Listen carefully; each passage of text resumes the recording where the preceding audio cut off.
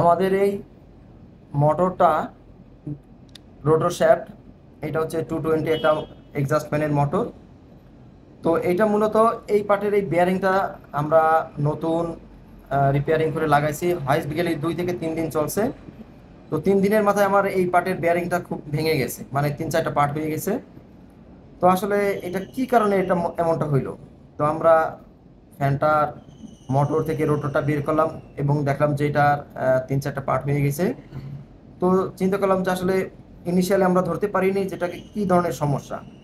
তো আমরা এই রোটরের দুই পাশে দুইটা নতুন মোটর লাগালাম, তারপরেও দেখতেছি যে এটা আসলে সমস্যা হচ্ছে।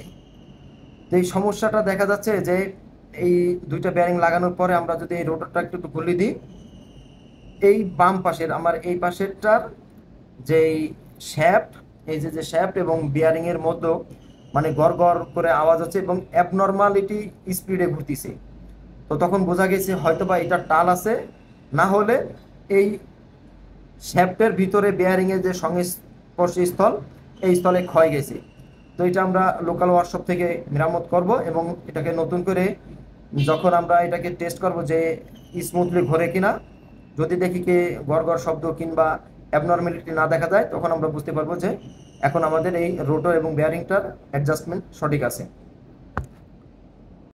রোটর শ্যাফটের টাল ভাঙানোর পাশাপাশি আমি আরও কিছু বলে রাখি, সেটা হচ্ছে কি, যদি মোটরের হাউজিংয়ের ভিতরে অ্যাবনর্মাল সৃষ্টি হয় বিভিন্ন কারণে, এর ভিতরে একটি কারণ হচ্ছে যদি ওর ইনার সাইজের ভিতরে কোনো প্রকার ত্রুটি দেখা দেয় কিংবা ক্ষয় হয়, সেই ক্ষেত্রে আপনার রোটর শ্যাফট এবং বেয়ারিংয়ের মাধ্যমে হাউজিংয়ের ভিতর শব্দ হবে কিংবা অ্যাবনর্মালিটি তৈরি হবে।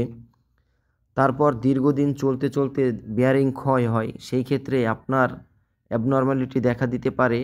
এছাড়া মেকানিক্যাল জনিত আরও অনেক কারণ আছে, যার কারণে মোটরের ভিতরে রোটর শ্যাফট কিংবা রোটর মাধ্যমে গড় গড় শব্দ হতে পারে কিংবা অ্যাবনর্মালিটি তৈরি হতে পারে।